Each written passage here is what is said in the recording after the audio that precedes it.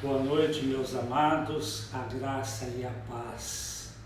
Eu quero orar enquanto nós aguardamos os nossos irmãos estarem entrando para participar desta live, deste culto. Eu sei que eu estou aqui no aconchego do meu lar, da minha casa, eu sei que você da mesma maneira, eu sei que muitos estão à vontade de bermuda, de camiseta, capaz até de ter gente que não tirou até o pijama. E este clima de chuva, de tempo mais fresquinho, também é bastante convidativo para isto. Mas que isto não tire o nosso temor diante da palavra do Senhor. Então eu quero orar antes mesmo de eu entrar no texto da palavra que está no meu coração, para que o Espírito Santo, aquele que tem o poder de tocar, de convencer, de mostrar, aquilo que está errado em nós, aquilo que precisa ser mudado, nós cremos que a palavra de Deus, é o que Paulo declara, é o poder de Deus para salvar, para libertar, para curar. Então que a palavra desta noite, que é poder, possa penetrar em cada coração.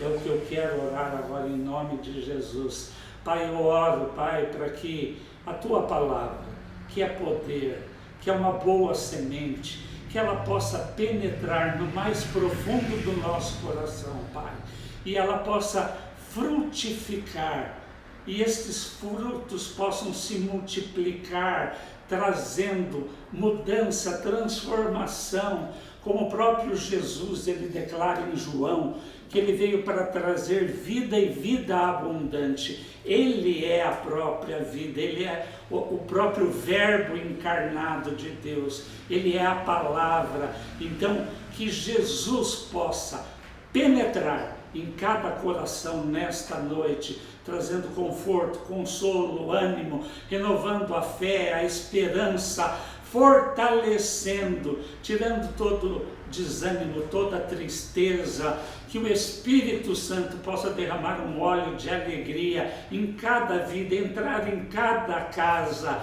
de uma maneira abençoadora. É o desejo do meu coração, é a minha oração nesta noite, em nome de Jesus. Aleluia. Aleluia.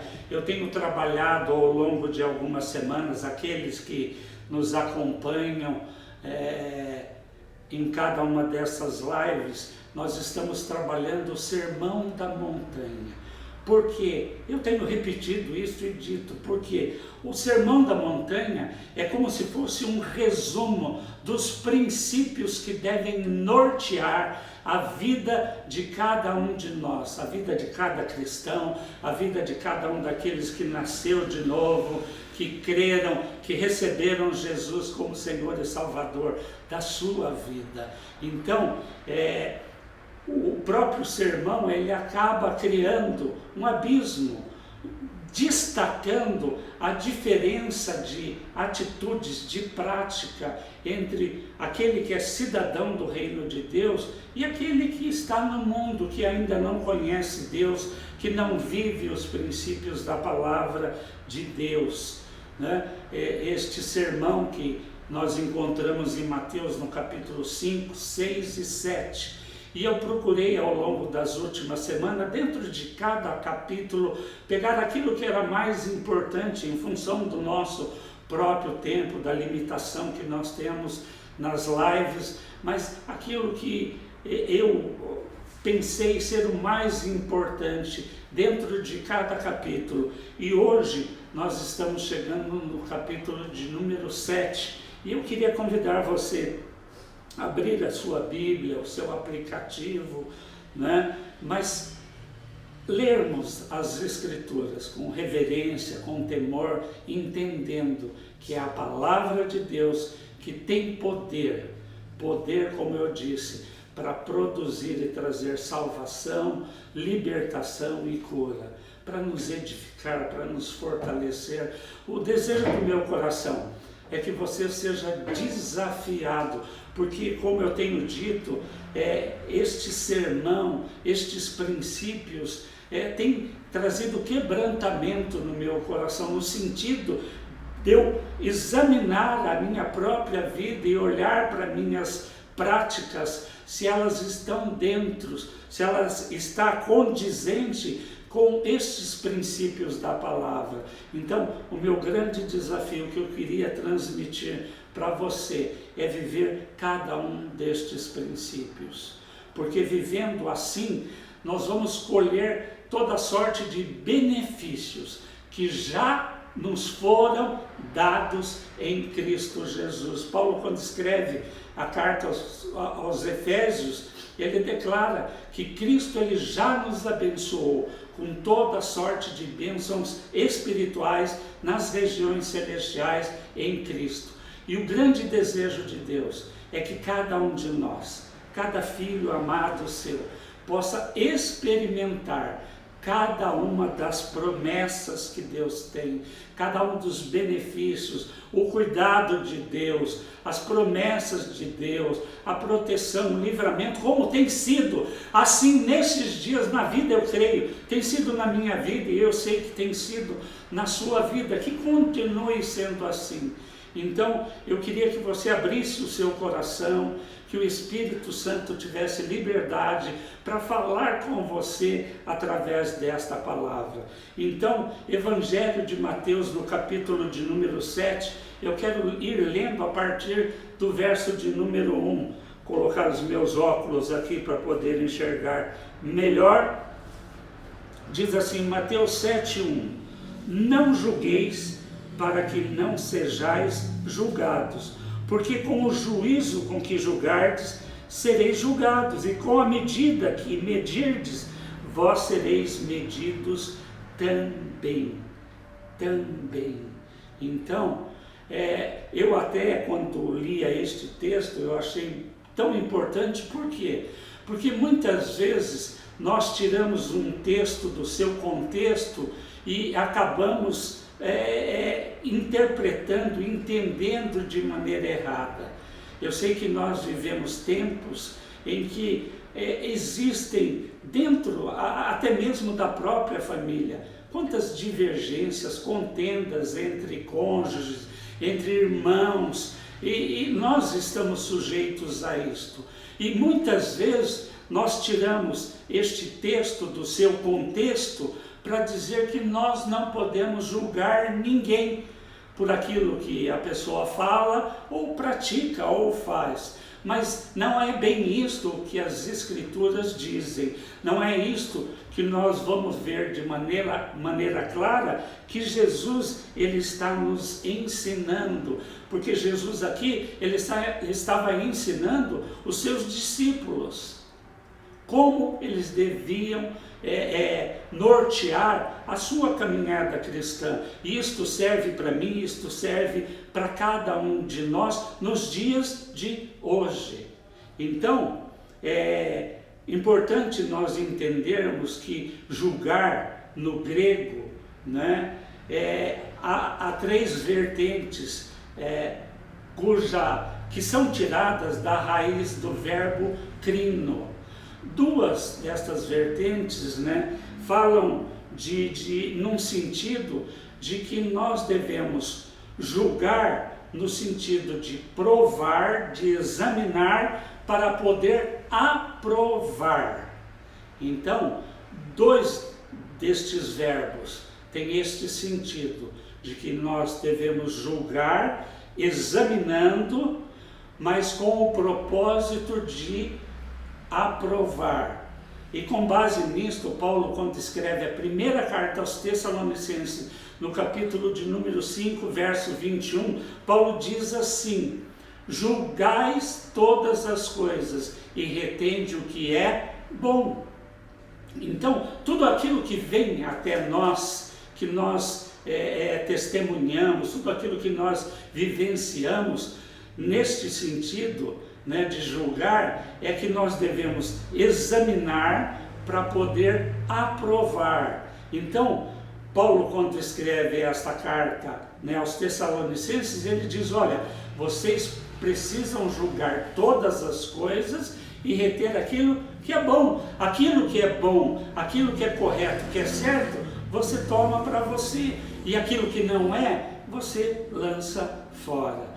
Mas o terceiro sentido, né, é o verbo anacrino, que tem um sentido de examinar, agora para emitir uma opinião pessoal do que é certo e do que é errado diante das palavras e das atitudes. Das palavras e das atitudes. Por quê? Porque por causa da nossa própria limitação e da nossa humanidade, sempre vão haver questões, sempre vão acontecer divergências, às vezes em circunstâncias, em situações, e nós precisamos então julgar neste sentido de examinar e de esquadrinhar, para, tendo como base, como norte, as Escrituras, emitir uma opinião do que é certo e do que é errado, diante daquilo que é falado e diante daquilo que se tornam práticas na vida das pessoas. Entendendo que este julgamento sempre deve ser com misericórdia, porque é este o exemplo que Jesus nos deixou. Ele sempre julgava, sim, os erros, as falhas, mas não com o sentido de condenar, mas com misericórdia. E esta deve ser a nossa atitude. Por quê? Porque nós, em todos os momentos, nós estamos julgando, avaliando, medindo a vida, as palavras, as atitudes das pessoas à nossa volta, principalmente com relação às mídias sociais. Nós nos posicionamos, nós condenamos e não devemos exercer este julgamento neste sentido. É esta orientação que Jesus nos dá através deste texto, né? Então, eu queria convidar você a vir comigo para o Evangelho de João, no capítulo de número 8. Nós vamos ver o exemplo de Jesus, que ele julgava, mas com misericórdia, sem condenar. Evangelho de João, capítulo de número 8. As Escrituras dizem assim: e Jesus foi para o Monte das Oliveiras, e pela manhã cedo ele voltou novamente ao templo, e todo o povo vinha até ele, e assentando-se, ensinava-os. E os escribas e fariseus trouxeram uma mulher pega em adultério, e colocando-a no meio deles, disseram: mestre, esta mulher foi apanhada em adultério no próprio ato. Ora, Moisés nos ordena na lei que tais sejam apedrejados, mas e tu, o que dizes? E isto eles diziam, tentando-o para poder ter do que o acusar. Jesus, porém, inclinado, escrevia com o seu dedo no chão, e como se não os ouvisse. Então, quando eles continuaram a perguntar-lhe, ele, levantando-se, disse-lhes: aquele dentre vós que está sem pecado, seja o primeiro que atire uma pedra. Olha a colocação de Jesus. E tornando a inclinar-se, escrevia no chão.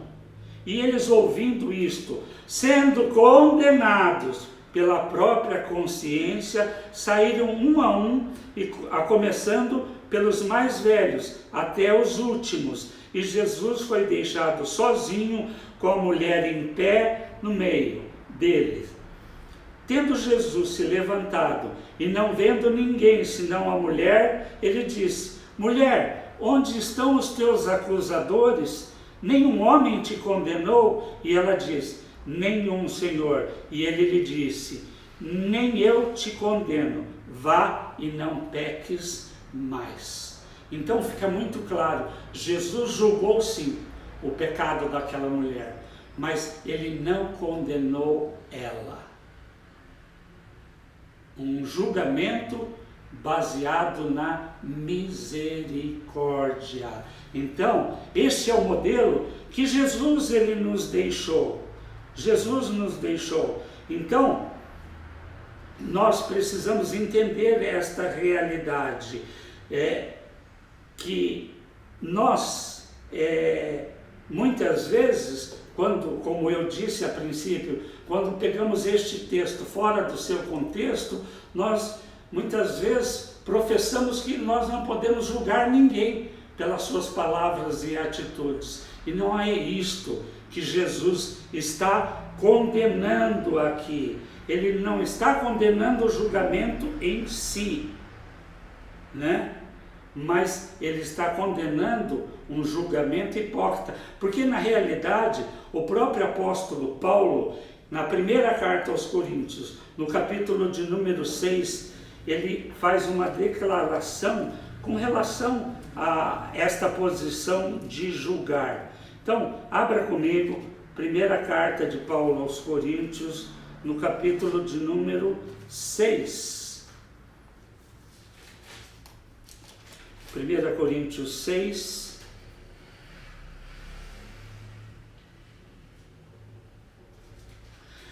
ler a partir do verso 1, na realidade Paulo aqui ele está exortando a igreja em Coríntios por causa da atitude deles quando havia contenda entre os irmãos da igreja. E ele diz assim: ousa alguém de vós, tendo um assunto contra o outro, ir à lei perante os injustos e não perante os santos? Não sabeis vós que os santos julgarão o mundo?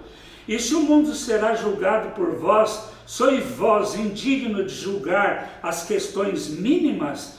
Não sabeis que vós julgarão os anjos, quanto mais as coisas pertencentes a esta vida? Paulo está exortando a igreja, por quê? Porque havia contenda entre os irmãos desta igreja. E quando isso acontecia, os irmãos levavam o outro irmão para o tribunal ímpio, para o tribunal civil, perante as leis de Roma.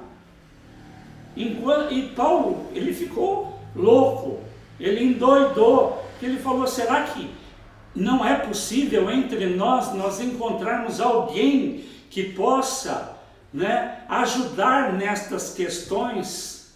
Será nós vamos julgar o mundo e os anjos? Não temos capacidade de julgar estas questões das vidas, estas coisas mínimas? Então, a questão é, Jesus ele não estava condenando o julgamento em si, mas ele estava condenando um julgamento hipócrita, né? Veja o que Jesus diz no versículo 3 de Mateus 7.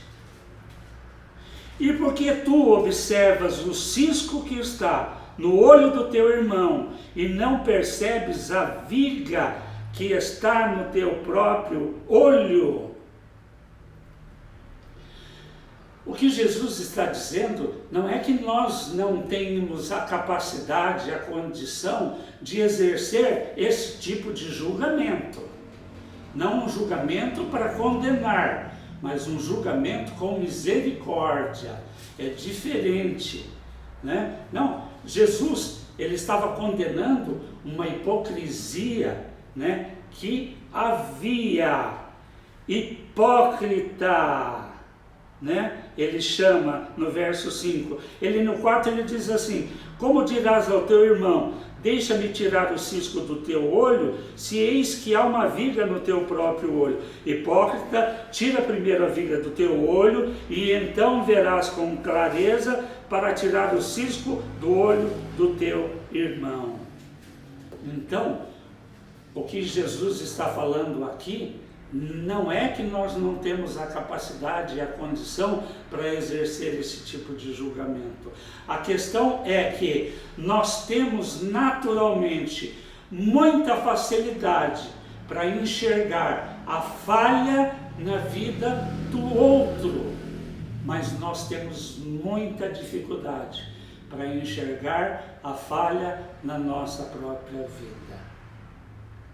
Jesus está falando, olha, você fica enxergando um cisco que nós poderíamos dizer que é uma falta, um erro, né, uma falha leve, quando na realidade, na nossa vida, muitas vezes existe uma falha de caráter grave, uma viga. Viga, quem conhece casa de madeira, né, era aquelas travessas que usavam embaixo como alicerce para levantar a casa e no alto para sustentar um telhado. Então aquela madeira grossa. Então o exagero, né, diante de um cisco, de um pozinho, um pó de serra, como a gente conhece, algo muito pequeno, a gente quer julgar no sentido de mostrar uma falha e um erro na vida do outro, quando na realidade, na nossa, existe uma muito maior. Então a questão é, Jesus não está condenando o julgamento em si, como eu disse, mas para que nós possamos exercer este tipo de julgamento, nós primeiro precisamos nos qualificar para isto. É isto que Jesus está falando, né? Por quê? Por que eu preciso me qualificar? Eu preciso entender que antes de eu apontar o cisco no olho do meu irmão, eu preciso olhar para a minha própria vida. Para a minha própria vida. E quando eu faço isto, eu olho para dentro de mim e consigo enxergar as minhas falhas, né? Os meus pecados, e trabalho e conserto estas questões, eu então estou me qualificando para poder ajudar os outros no mesmo sentido. Por quê? Porque olha o que Jesus fala no verso de número 2 de Mateus 7. Ele falou assim, não julgueis para que não sejais julgados, porque com o juízo que você julgar, você será julgado. E com a medida que você medir, você será medido. Então, eu preciso primeiro olhar para a minha vida, tirar a viga, a trave do meu olho, para então poder julgar neste sentido com misericórdia e ajudar o meu irmão com um cisco no olho dele, porque há um problema. Aliás, dois eu queria destacar nesta noite, quando nós exercemos este tipo de julgamento, e é um perigo. Por quê? Porque a primeira coisa, quando nós queremos exercer esse tipo de julgamento, em primeiro lugar, nós julgamos com base na aparência, naquilo que nós vemos, e nós não podemos julgar com base na aparência. Venha comigo, eu queria que você abrisse 1 de Samuel, no capítulo de número 16. É a experiência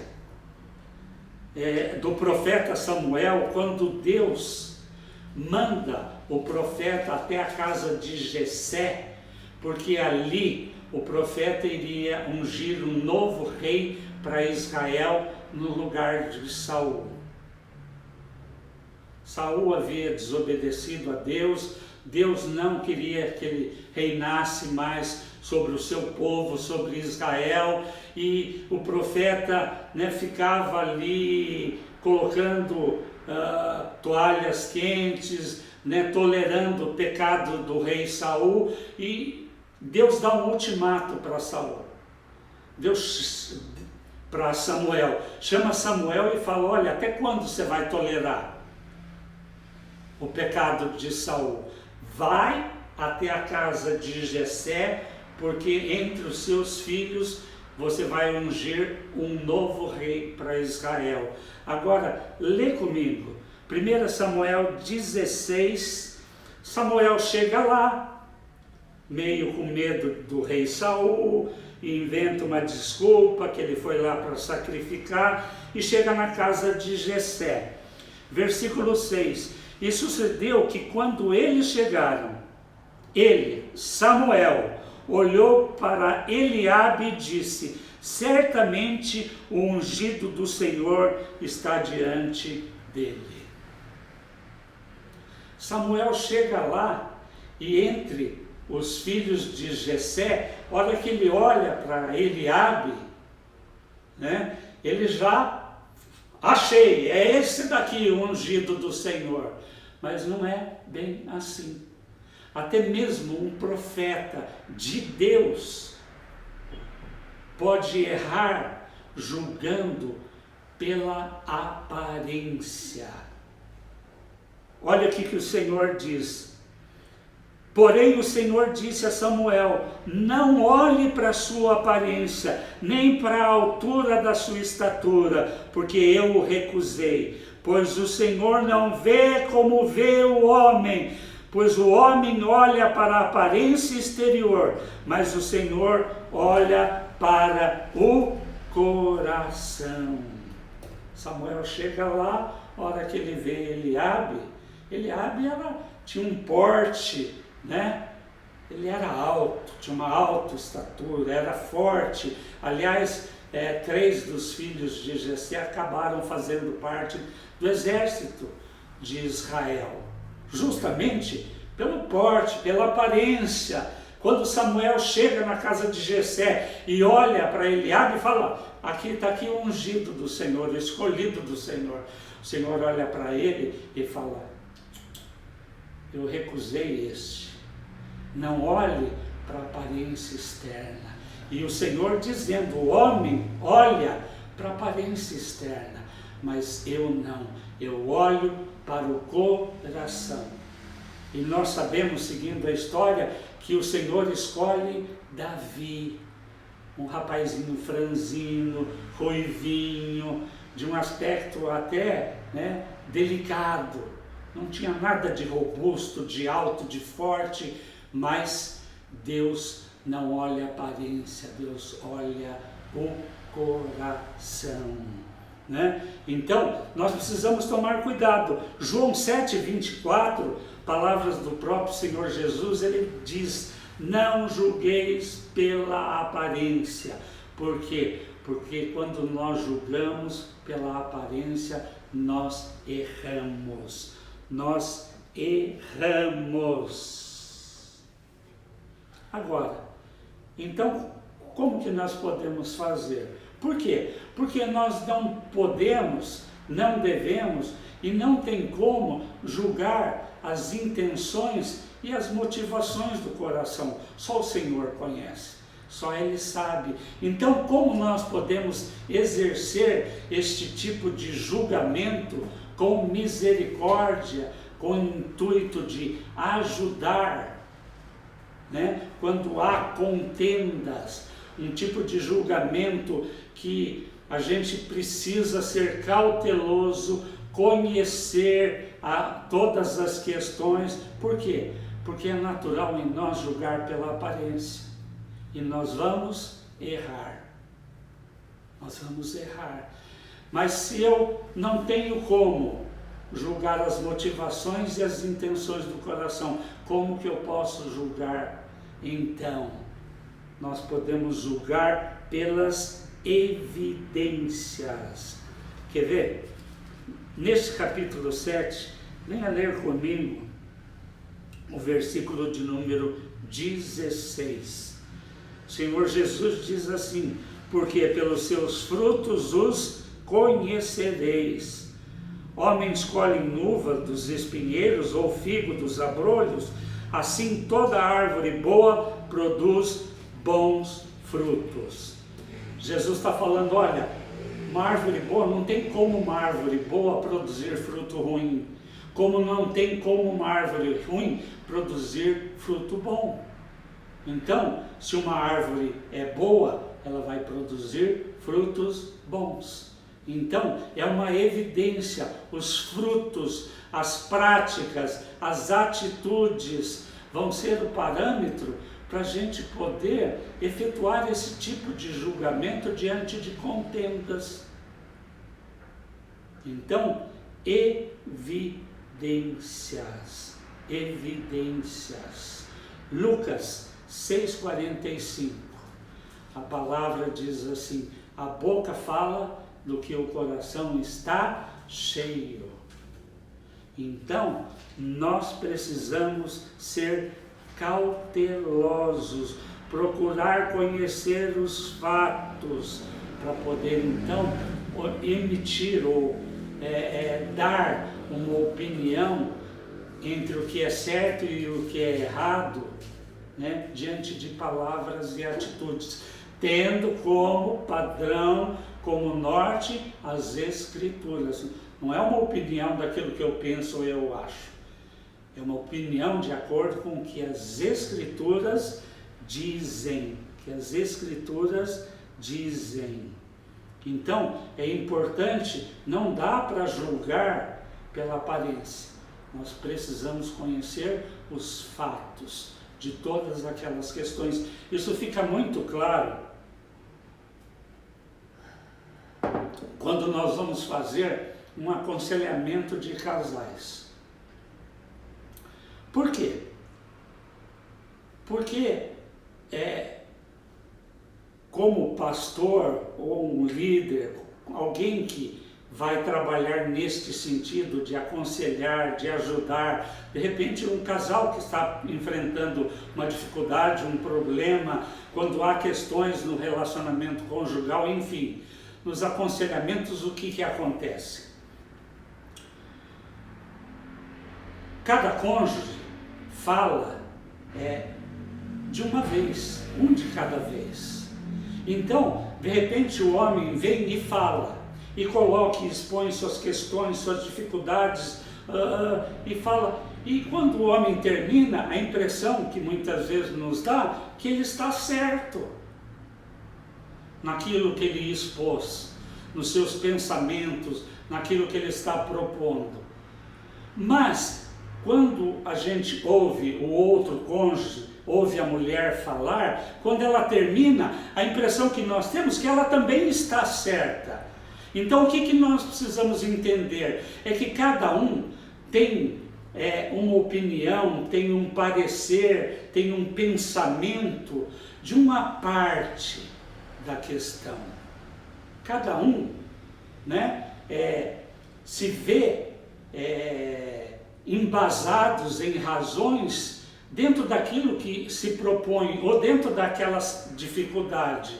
Mas o que nós precisamos fazer é levar os dois a entender a questão como um todo, a entender a limitação e a dificuldade de cada um, as suas dúvidas, as suas carências, os seus desejos, as suas expectativas, e trabalhar num sentido de que haja entre eles um acordo. E deve ser assim em qualquer tipo de questão. Então, nós não podemos emitir uma opinião, mas nós precisamos examinar, esquadrinhar a questão em si, para então poder dar uma opinião do que é certo e do que é errado. Mas nunca com a intenção de condenar um ou o outro, mas sim julgar com misericórdia, com o propósito de ajudar os dois a resolverem aquela questão. Então, o primeiro problema do julgamento está em julgar pela aparência. Um outro problema, quando nós julgamos, é ter dois pesos e duas medidas. Então, a questão não é, como eu disse, que nós não temos a capacidade de emitir um julgamento, mas a questão que, como eu disse, é natural em nós, que nós olharmos para para a falha na vida do outro, para o cisco no olho do outro, e não conseguimos enxergar a viga no nosso próprio olho. Isso é natural em nós. O que nós normalmente fazemos com as falhas do outro? Nós maximizamos, aumentamos, para quê? Para minimizar a nós. Então, nós julgamos e condenamos o outro por um cisco no olho e somos misericordiosos com a viga no nosso próprio olho. Então, Jesus deixa claro que nós precisamos nos qualificar para emitir este tipo de julgamento. Começa comigo. Eu preciso olhar para dentro de mim mesmo e olhar as minhas falhas, os meus erros, antes de querer ajudar alguém ou apontar na vida de alguém as suas falhas e os seus erros. Porque eu posso sim ter uma viga no meu olho e estar tentando tirar um cisco do olho de alguém. Uma falta leve, uma falha leve e às vezes um pecado moral grave na minha vida. Então, nós precisamos tomar muito cuidado com pesos e medidas. Por quê? Versículo 2. O mesmo juízo que eu usar para julgar, eu vou ser julgado. E a mesma medida que eu usar para medir, eu vou ser medido. E não é isto que o Senhor espera, né, de cada um de nós cristãos. Nós podemos e devemos sim emitir julgamento, mas no sentido de examinar e esquadrinhar uma divergência entre duas pessoas, com o propósito não de condenar uma delas, mas exercendo um julgamento com misericórdia, com o propósito de ajudar a dirimir aquela questão, né? E nós devemos e podemos sim ajudar uns aos outros, mas como eu disse, primeiro nós precisamos nos qualificar para isto. Então, quando eu olho para dentro de mim mesmo e consigo enxergar as minhas falhas, os meus erros, e trabalho no sentido de consertar, de mudar, às vezes, aquilo que eu tenho dito, ou as minhas práticas, as minhas atitudes erradas, tendo como parâmetro a palavra, eu me qualifico, e pela graça de Deus, não é mérito nosso. Esta qualificação nós recebemos quando, pela graça que nós temos em Cristo Jesus, nós somos capazes sim de enxergar os nossos próprios erros e corrigi-los. Então nós podemos dizer sim: olha, meu irmão, eu quero te ajudar porque um dia eu tinha uma viga no meu olho e eu não conseguia enxergar direito, e eu via muitas falhas na vida das outras pessoas, mas pela graça do Senhor, Ele me ajudou a tirar a viga do meu olho, e hoje, enxergando, né, eu posso ajudar você a tirar o cisco do teu olho. Então, este é um princípio tremendo, que eu acho que precisa ser um dos alicerces da nossa caminhada cristã. Quando eu penso com relação a isto, né, quando eu vejo muitas vezes falha na vida das pessoas, e elas existem e as pessoas têm, porque não existe ninguém que não as tenha. E a primeira coisa que eu penso, a pessoa mais qualificada para isto é o Senhor. Por quê? Porque Ele não tem falhas e Ele conhece bem todas as coisas. Então, eu preciso tomar muito cuidado ao emitir um julgamento diante de questão entre irmãos. O primeiro cuidado é não julgar pela aparência, mas buscar conhecer realmente, né, todos os fatos, para então poder dar um parecer do que é certo e errado. Mas eu preciso também, eu não posso ter dois pesos e duas medidas, né?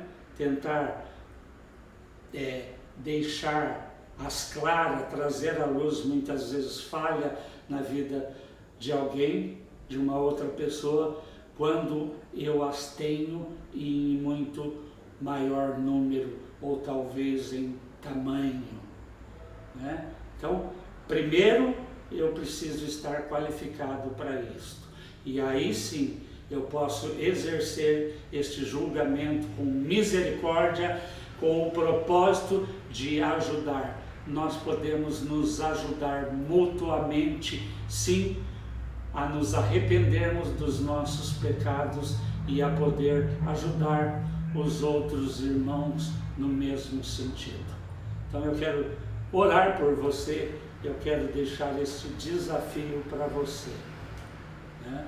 Nós podemos e devemos julgar sim, mas o critério de Jesus é este. Eu preciso me qualificar, eu não posso julgar segundo a aparência, e eu não posso ter dois pesos e duas medidas. Primeiro, eu posso julgar através das evidências, através dos frutos. Aí eu estou apto sim e posso exercer esse julgamento com o propósito de estabelecer paz, de trazer conserto entre divergências e problemas entre as pessoas, em nome de Jesus. Pai, eu oro pela vida daqueles que estão me assistindo nesta noite, e pela vida daqueles que vão assistir, ouvindo as gravações desta live, desta ministração, Pai. Que a Tua palavra toque, que nós possamos entender que este contexto de Jesus deixa claro o texto que Jesus não está condenando o julgamento em si, mas um julgamento que tem como base a hipocrisia, um teatro, algo fingido, algo que não está de acordo com a realidade. Mas nós podemos sim nos ajudar mutuamente, quando nós nos qualificamos primeiro. Primeiro, eu preciso tirar a viga do meu olho, para depois poder tirar o cisco do olho do meu irmão. Pai, então nos ajuda, Senhor, a viver este princípio da Tua palavra e a nortear a nossa vida, e que nós possamos entender e nos posicionar e não ficar julgando as pessoas em todo o tempo, quer sejam por palavras ou por práticas, Senhor. Espírito Santo, nos ajuda, em nome de Jesus, amém e amém. Mais uma vez, eu quero deixar este desafio, e que nós possamos continuar juntos. Quero convidar você a dar o seu like, a compartilhar esta ministração, esta palavra, que eu sei que há muitas pessoas que precisam ouvir esta palavra.